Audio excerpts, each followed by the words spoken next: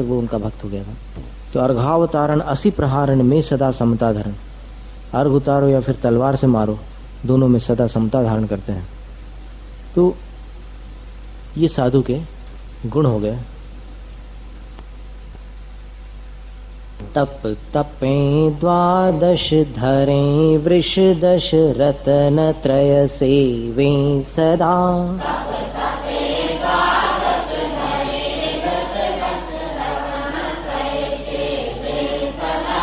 रतन त्रय, रत्न त्रय, रत्न त्रय नहीं बोलना, रतन त्रय, ये ढूंढारी भाषा है, तो छंद के अनुसार भी ऐसा ही पाठ होगा। तप तपे द्वादश धरे वृष दश रतन त्रय सेवे सदा,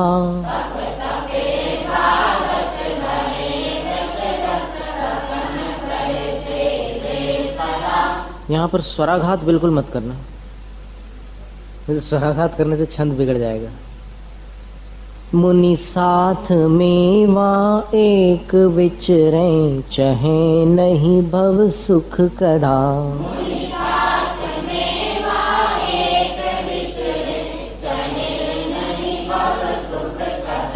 यों है सकल संयम चरित, सुनिए स्वरूपाचरण अब,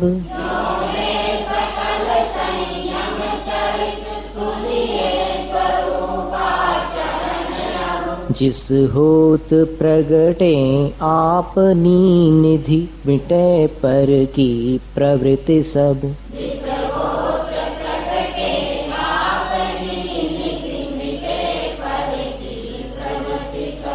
प्रवृत्ति, यहाँ त डबल नहीं होना चाहिए, प्रवृत्ति नहीं होना चाहिए। वो आधा त अगर हो ना तो उसकी आवश्यकता नहीं हुआ। प्रवृत्ति सिर्फ ती है। इस छंद का फिर से पाठ कर लो। तप तपे द्वादश धरे वृष दश रतन त्रय सेवे सदा,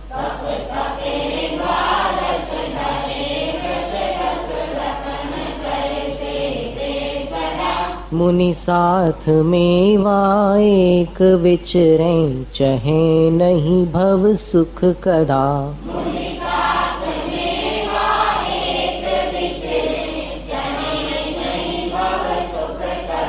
यों है सकल संयम चरित, सुनिए स्वरूपाचरण अब,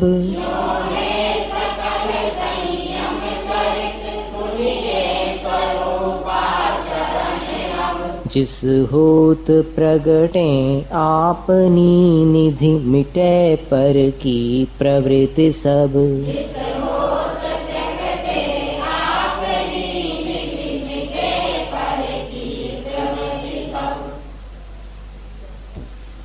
कोई शंका? तो 28 मूल गुणों का विवरण करने के पश्चात समता ही साधु का जीवन है, इस बात को 2 पंक्तियों द्वारा छठे छंद में दर्शाते हुए, अरि मित्र महल मसान कंचन, कांच निंदन थुतिकरण, अर्घावतारण असि प्रहारण, में सदा समता धरण। समता ही साधुत्व का सार है। कल नियम सार की गाथा में देखा ना, आचार्य कुंद स्वामी कहते हैं, किंग का हदि वनवासो, काय किलेसु विचित्र वासु, अध्ययन मोण बहुदी, समदा रही समणस। जो श्रमण, जो साधु, जो निर्ग्रंथ पद धारण करने वाले समता से रहित है, उनका वनवास क्या करने वाला है, अर्थात उस वनवास से उनका क्या हित होगा। काय किलेसु, काय क्लेश तप रहे हैं, वो तपस्वी हैं, लेकिन अंदर समता नहीं है, तो फिर उस काय क्लेश से भी क्या होगा। और विचित्र उपवासो, अनेक प्रकार के उपवास करते हैं। विचित्र शब्द के 3 अर्थ होते हैं, एक तो रंग बिरंगा, एक आश्चर्यकारी और एक अनेक रूप। विचित्रात्मा पेको, विचित्रात्मा पेको का अर्थ क्या है? विचित्र का वहां पर अर्थ आश्चर्यकारी नहीं है, वहां अनेक रूप है। तो विचित्र उपवास यानी अनेक प्रकार के उपवास करने पर भी यदि साधु हृदय में समता रहित हो तो क्या लाभ है।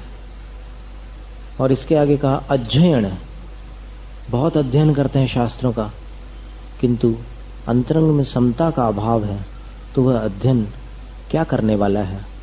मौन पहुदी, मौन धारण करते हैं, घंटों तक मौन रहते हैं, दिनों तक मौन रहते हैं, महीनों तक मौन रहते हैं, लेकिन अंतरंग में राग द्वेष चल रहे हैं, तो फिर वह मौन कार्यकारी नहीं है। और पहुदी, पहुदी का अर्थ आदि आदि, और भी बहुत सारे अनुष्ठान हो सकते हैं, बड़े प्रभावशाली भी हो सकते हैं साधु, प्रभावना करने वाले हो सकते हैं, लेकिन यदि अंतरंग में समता का अभाव है तो फिर ये सब किस काम के। तो समता को साधु का सार कहा गया है। समता ही साधु जीवन का निचोड़ है।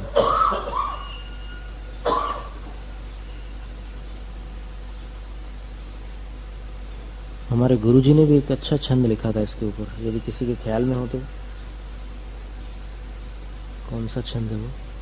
समता बिन सब धूल, दोहा है छोटा सा, पूरा दोहा क्या है वो, किसी की स्मृति में हो तो। अंतिम चरण उसका ये है, समता बिन सब धूल। फिर एक कविता उन्होंने ऐसी भी लिखी थी आचार्य जी ने, बहुत अच्छे कवि हैं आचार्य जी हमारे गुरुजी, और पूरा परिवार यानी पूरा संघ भी कविताओं में रुचि रखने वाला है। तो सभी साधु लोग कुछ न कुछ काव्य रचना कर लेते हैं। तो एक उनने ऐसा भी बनाया था,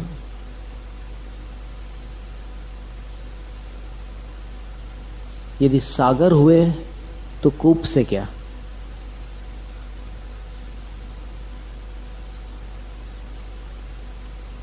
यदि पर्वत हुए तो धूप से क्या,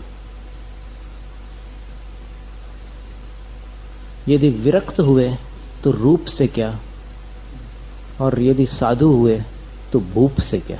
भूप का अर्थ राजा होता है, यानी साधु हो गए तो फिर राजा से क्या लेना देना, यानी राजा आ जाए या रंक आ जाए, दोनों के लिए एक जैसा आशीर्वाद मिलेगा। सद्धर्म वृद्धिरस्तु, फिर कोई भेदभाव नहीं रहेगा। यदि सागर हुए तो कूप से क्या, यदि पर्वत हुए तो धूप से क्या,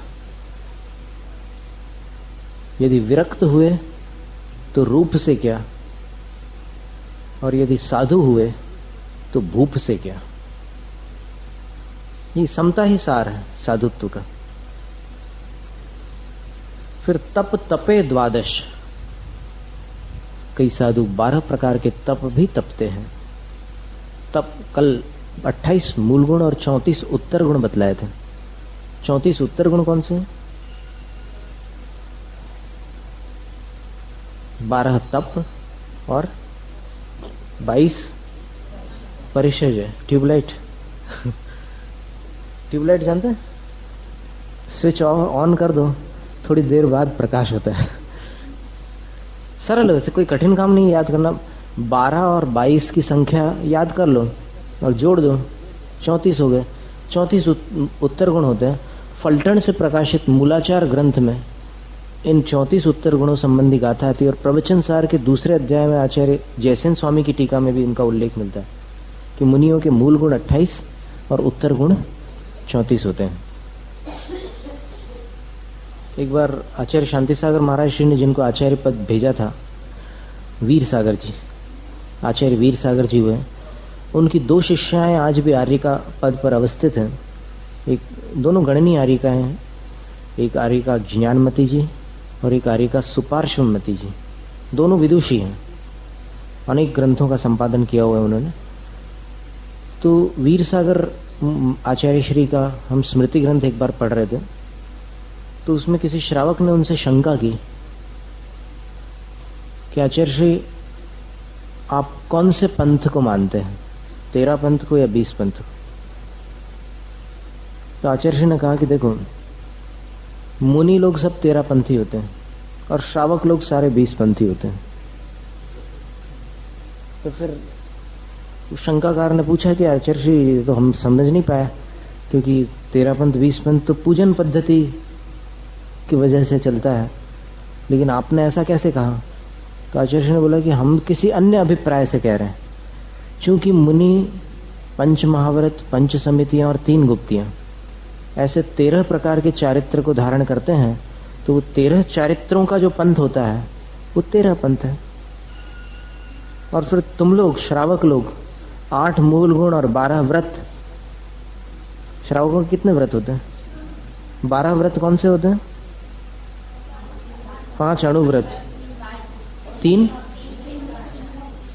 शिक्षा व्रत। अच्छा, शांति से बोलो, चलो कोई बात नहीं, टेंशन नहीं। 5 अणुव्रत, 3 गुण व्रत और 4 शिक्षा व्रत। तो ऐसे 8 मूल गुण और 12 व्रत, 8 और 12 20। तुम लोग 20 पंथी बोले।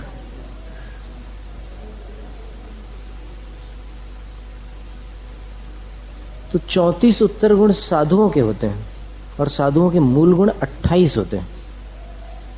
गृहस्थों के मूल गुण कितने होते हैं? 8 होते हैं। 8 मूल गुणों के बारे में अलग अलग चर्चाएं हैं शास्त्रों में। आचार्य समंतभद्र स्वामी ने 5 अणुव्रतों के साथ 3 मकारों के त्याग को 8 मूल गुण कहा रत्नकरंड में। और फिर आचार्य अमृतचंद्र स्वामी ने पुरुषार्थ सिद्धिउपाय की 74वीं गाथा में कहा है कि अष्टावनिष्ठ दुस्तर दुरिताय तनान्यमुनि परिवर्ज्य जिन धर्म देशनाया भवंती पात्राणि शुद्ध धियः। 5 उदुम्बर फल और 3 मकार, इनका त्याग करके ही कोई प्राणी जैन धर्म के उपदेश देशना को सुनने का पात्र होता है, जिनेंद्र भगवान की वाणी को सुनने का पात्र होता है। इनका त्याग न हो तो फिर जिनवाणी सुनने पर कोई लाभ नहीं होगा। अभी हम लोग धर्म परीक्षा का दोपहर में स्वाध्याय करते हैं, तो उसमें ऐसा निकला है कि 10 प्रकार के मूर्खों को जिनवाणी का उपदेश नहीं दिया जा सकता। एक तो जो रक्त पुरुष की उसमें एक कथा दी है, पूरी 10 कथाएं हैं उसमें। रक्त पुरुष माने कि इतना रागी है कि वो राग में कुछ भी करने को तैयार हो, माने एकदम घोर अभक्ष का भी भक्षण कर ले रागवश। ऐसा मनुष्य को जिनेंद्र भगवान की देशना का पात्र नहीं माना गया है। और इसी प्रकार दूसरा दुष्ट पुरुष है कि ऐसा द्वेषी कि मरने का समय आने पर भी दुश्मन का अहित ही सोचे। उसमें एक दृष्टांत ऐसा दिया है कि एक मर रहा था, तो मरते समय उसने अपने बेटे से कहा कि मेरी अंतिम इच्छा पूरी करोगे? बेटा बोलता है कि बोलिए पिताश्री। बोले कि मेरे मुर्दे को जलाना मत, मेरे मुर्दे को मेरे दुश्मन के खेत में खड़ा कर देना।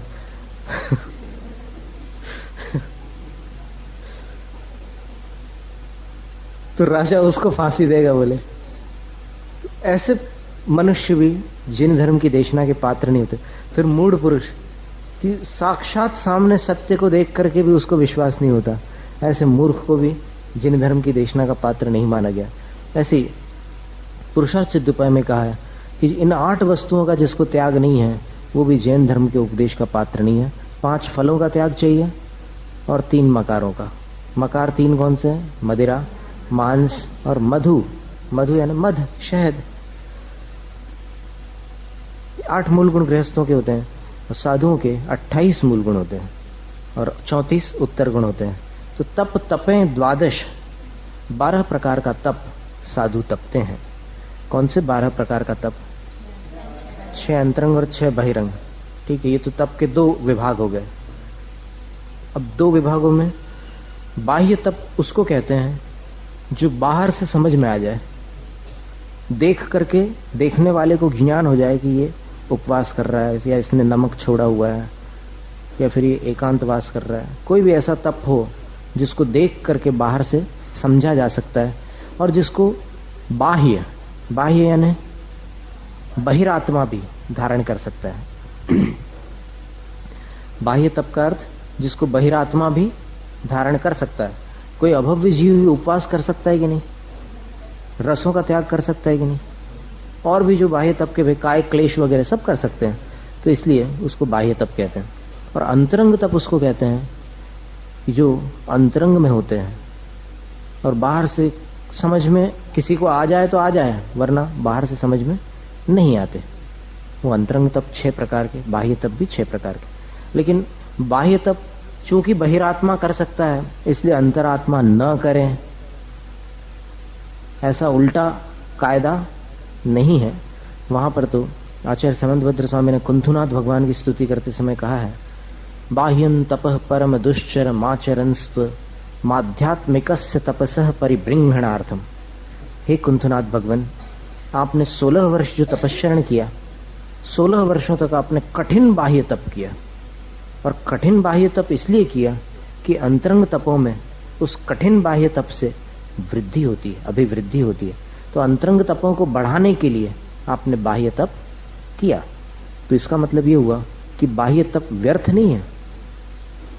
जब तीर्थंकर भी बाह्य तप को इस उद्देश्य से करते हैं, इसलिए बाह्य तप को निरर्थक तो नहीं कहा जा सकता।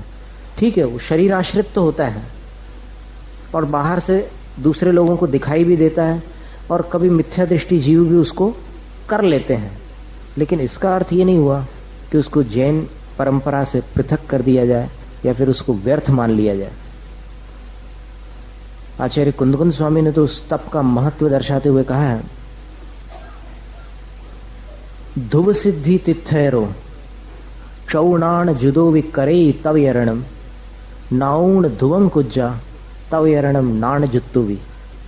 आचार्य कहते हैं अष्टपाउड़ में कि हे मुनिवर, कहीं ऐसा ना हो कि तुम अपने अंदर ऐसी धारणा बना लो कि सब काम मैं अंदर से कर लूंगा, बाहर से मुझे कुछ भी करने की आवश्यकता नहीं है। तीर्थंकरों के पास अंतरंग में मति ज्ञान, श्रुत ज्ञान, अवधि ज्ञान और मन परे ज्ञान, ऐसे 4 बड़े बड़े ज्ञान होते हैं।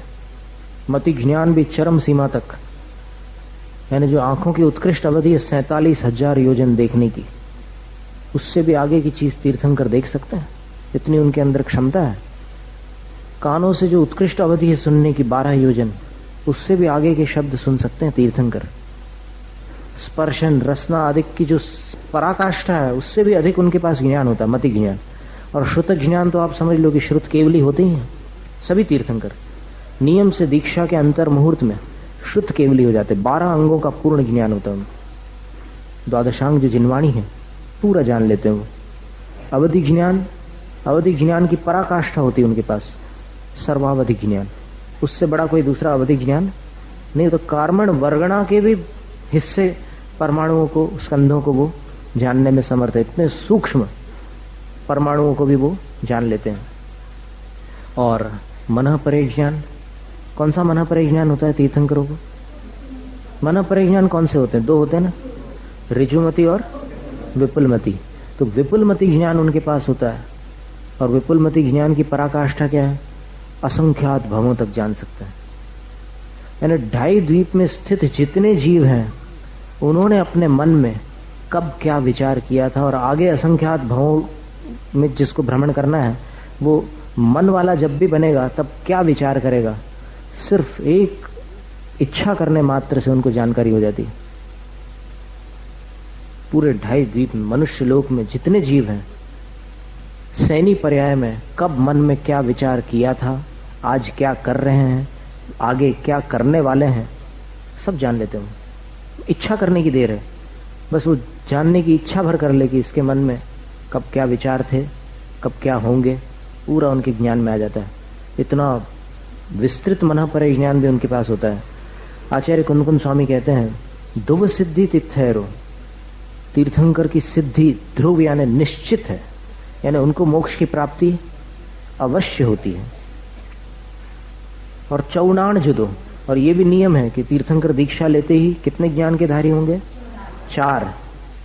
फिर भी करे तव्यरणम, तपश्चरण करते हैं।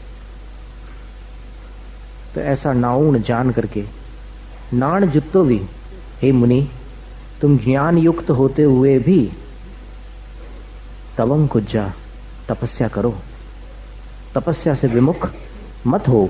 तपस्या करो का तात्पर्य क्या है? ये 12 प्रकार के तप करो, 6 को छोड़ो मत। तो इस प्रकार तपश्चरण की प्रेरणा आचार्यों ने दी है। आचार्य कुंदकुंद स्वामी हो, समंतभद्र स्वामी हो, सभी ने। तप से विमुख होकर के किसी का कल्याण नहीं हो सकता, क्योंकि तपाए बिना कभी घी नहीं निकलता, तप के बिना कभी जीव नहीं निखरता।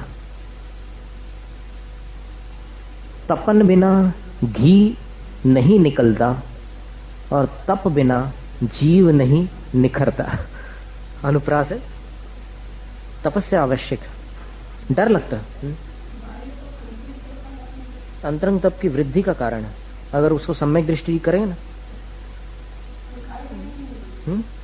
नियामक नहीं है। अगर अभव्य जीव कर रहा है तो फिर उसके अंतरंग तप में क्या होना है? रत्नत्रयधारी अगर तप करें, बाह्य तप, तो फिर उसकी अंतरंग वृद्धि होगी। क्योंकि गृहस्थ अवस्था में रहने योग्य जो राग है उस पर उन्होंने विजय प्राप्त नहीं की। ज्ञान होने मात्र से कल्याण नहीं होता ना, ज्ञान के साथ वैराग्य अनिवार्य है। ज्ञान तो बहुत लोगों को साधुओं से भी अधिक हो सकता है, किसी साधु से अधिक, लेकिन जब तक वैराग्य नहीं है तब तक उस साधु की बराबरी नहीं कर सकते। इसीलिए कहा है उत्तराध्ययन सूत्र में, दशवैकालिक में, कि साधु का मौन भी विद्वान के भाषण से बढ़कर होता है। क्यों? क्योंकि साधु के मौन में चारित्र छुपा हुआ है और विद्वान के भाषण में मात्र ज्ञान है, वैराग्य नहीं है। इतना फर्क है। 10 प्रकार के तप तपते हैं। 10 प्रकार के तप में पहला है अनिशन, अशन का त्याग, उपवास। फिर दूसरा ऊनोदर, भूख से कम भोजन लेना। किसी दिन विशेष स्वाध्याय और ध्यान का भाव हो तो थोड़ा कम भोजन लेकर के करें तो ध्यान और स्वाध्याय बहुत अच्छा होता है। रस परित्याग। रस परित्याग के पहले क्या है? अनशनाओ मोदर्य वृत्ति परिसंख्यान। वृत्ति परिसंख्यान का अर्थ होता है आहारचर्या के समय कुछ नियम संकल्प ले करके श्रावक के घर जाते हैं, तो इससे भी राग छूटता है और तप होता है, इच्छाओं का निरोध होता है। इच्छानुसार अगर किसी के यहाँ चले जाएं तो फिर राग बढ़ जाता है, और इच्छा छोड़कर चले जाएं तो तप होता है। फिर चौथा है रस परित्याग। रस उस पदार्थ को कहते हैं जिससे भोजन में स्वाद उत्पन्न होता है। तो स्वाद उत्पन्न होने वाले जो पदार्थ होते हैं उनको छोड़कर यदि भोजन लिया जाए तो जिह्वा इंद्रिय वश में होती है और इच्छाओं का निरोध होता है, तप होता है। फिर विविक्त शय्यासन नाम का एक तप है, 5वां। विविक्त शय्यासन का अर्थ होता है शून्य स्थानों पर जाकर शय्या यानी सोना और आसन यानी आसन लगाकर ध्यान करना, स्वाध्याय करना। तो शून्य स्थानों पर जाने पर भय के ऊपर विजय प्राप्त होती है, क्योंकि अकेले में रहने का अभ्यास गृहस्थ जीवन में कम होता है। तो एकांतवास करने पर भय पर विजय प्राप्त होती है और अंतर्बल बढ़ता है। फिर अंतिम है 6ठा बाह्य तप, कायक क्लेश। कायक क्लेश के मुख्य रूप से 3 भेद हैं, आतापन, वृक्षमूल और अभ्रावकाश। जो लिखना चाहते हैं वो लिख सकते हैं। आतापन योग, वृक्षमूल और अभ्रावकाश।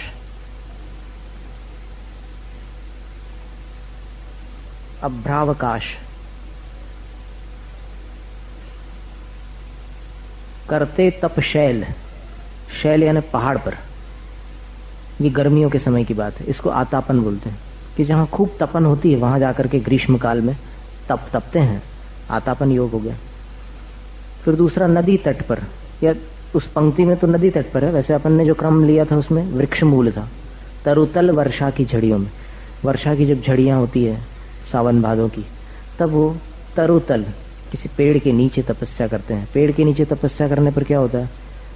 ठंडी हवा, मच्छर और पानी की बूंदें बार बार टप टप गिरते रहती है। चीन में जो पहले दंड दिए जाते थे किसी अपराधी को, तो उसके सिर के ऊपर एक जल पात्र रख करके उसमें 24 घंटे उसके ऊपर पानी टपकाया जाता था, 1 बूंद 2 बूंद, तो विक्षिप्त जैसा हो जाता था अपराधी। फिर बाद में इस क्रूर दंड को बदला गया, फिर और दूसरे दंड निर्धारित किए गए। बहुत भयंकर स्थिति होती है, पानी टप टप टपकता है सिर के ऊपर, तो टपकने के बाद थोड़ी देर तक के शांत रहता है, तो शांत रहता है तो फिर उसके प्रति अपना मन अभ्यस्त हो जाता है, लेकिन फिर तब दूसरा टपक जाता, तो फिर से जो शांति भंग हो जाती। ऐसा बार बार होने पर क्या स्थिति बनती होगी। लेकिन साधु उसमें भी समता का अभ्यास करते हैं। कुछ नहीं, ये हो रहा है, पुद्गल का परिणमन है, मैं चैतन्य स्वरूपी आत्मा हूं, मेरा काम केवल जानना देखना है, इसमें विचलित होना कषाय का फल है। इसलिए कैसी भी परिस्थिति हो, मनस्थिति को न बिगड़ने देना ही साधना है। तो ऐसे 12 प्रकार के तप में 6 तप बाह्य हैं, 6 अंतरंग हैं। अंतरंग तप कौन से हैं, तो उसकी चर्चा अपन फिर करते हैं।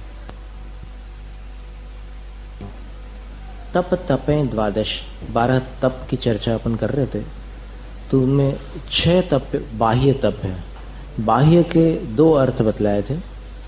कौन से 2 अर्थ? एक तो जो बाहर से देखे जा सकते हैं, जाने जा सकते हैं, और दूसरा जिसको बहिरात्मा भी कर सकते हैं, ऐसे तप को बाह्य तप कहा है।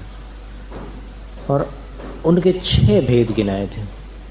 6 भेदों में पहला अनशन, दूसरा ऊनोदर या अवमौदर्य, संस्कृत में अवमौदर्य कहते हैं, ऊनोदर। फिर तीसरा वृत्ति परिसंख्यान। 5 प्रकार की आहार वृत्ति होती है साधुओं की, कभी पहले चर्चा आई थी। एक गोचरी वृत्ति, गाय जिस प्रकार घास चरती है तो आसपास कौन कैसे वस्त्र पहनकर जा रहा है, अथवा मुझे चारा डालने वाला कितने सुंदर आभूषण आदि पहने हैं, इन बातों पर ध्यान न देते हुए केवल उस चारे को गाय ग्रहण करती है। इसी तरह साधु आहार ग्रहण करते समय गृहस्थ के रंग रोगन की तरफ ध्यान न देते हुए शुद्ध आहार की गवेषणा करते हैं। इसको गोचरी वृत्ति कहते हैं। पहली गोचरी वृत्ति। श्वेतांबर लोग तो गोचरी शब्द का ही इस्तेमाल करते हैं कि गोचरी के लिए गए कि नहीं। गोचरी यानी आहारचर्या के लिए। अब उनके यहाँ आहारचर्या में बहुत सारे विकल्प बने हुए हैं, उत्कृष्ट, मध्यम, जघन्य वगैरह। उत्कृष्ट तो उनके यहाँ भी एक ही बार आहार लेने को कहा गया है, लेकिन फिर मध्यम जघन्य में अनेक बार यथाशक्ति, वो कहते हैं कि जितनी हमारे में क्षमता रहती है, पंचम काल है, तो हम लेते हैं। बाकी गोचरी वृत्ति एक वृत्ति होती है। दूसरी वृत्ति का नाम है भ्रामरी वृत्ति। भ्रामरी,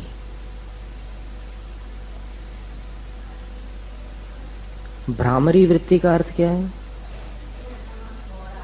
जैसे भ्रमर पुष्पों का रस ग्रहण करता है लेकिन पुष्पों को क्षति नहीं पहुंचाता, इसी प्रकार साधु गृहस्थ के यहाँ आहार लेते हैं भ्रमर के समान। गृहस्थ को तकलीफ दिए बिना, उसको कष्ट पहुंचाए बिना आहार ग्रहण करते हैं। ये भ्रामरी वृत्ति हो गई। जबकि भ्रमर बहुत वजनदार होता है और लकड़ी में छेद कर सकता है, पर फूलों का रस ग्रहण करते समय अपने पैरों में जो कांटे होते हैं उन कांटों की खरोंच तक नहीं लगने देता फूलों के पंखुड़ियों पर। इतना धीरे से जाकर के पंख फड़फड़ाते हुए, भिनभिनाते हुए वो रस ग्रहण करके चला जाता है। कुछ पराग के कण उस भ्रमर के शरीर से चिपक जाते हैं, जो वो साथ लेकर दूसरे पुष्पों की तरफ चला जाता है, लेकिन फूल को कष्ट नहीं देता। इसी प्रकार साधु भी आहार ग्रहण करते समय गृहस्थ को पीड़ा नहीं पहुंचाते। भ्रामरी वृत्ति। फिर एक है गर्त पूर्ण वृत्ति। गर्त पूर्ण, पहली कौन सी है? गोचरी, दूसरी भ्रामरी, और तीसरी गर्त पूर्ण। गर्त पूर्ण का अर्थ होता है कि जब कभी कहीं आवागमन के स्थान पर अथवा अपने घर में ही कहीं किसी जमीन वाले भाग में कोई गड्ढा हो जाए, कोई स्लैब या टाइल्स निकल जाए, या फिर वैसे ही फर्श में कहीं पर कुछ त्रुटि हो जाए, गड्ढा हो जाए, तो गृहस्थ क्या करता है? उसको रेत, सीमेंट या जो भी है, चूना वगैरह, उससे भर करके लेवल कर देता है। इसी प्रकार साधु का उदर रूपी गड्ढा दिन प्रतिदिन खाली होता रहता है, तो फिर उस गड्ढे को भरने के लिए नीरस, सरस जैसा आहार गृहस्थ दे देता है उसको, समता भाव से ग्रहण करके साधु उस पेट रूपी गड्ढे को भर देते हैं। इसका नाम है गर्त पूरण वृत्ति। चौथी है उदराग्नि प्रशमन वृत्ति। अग्नि प्रशमन कह लो उसको, उदराग्नि प्रशमन।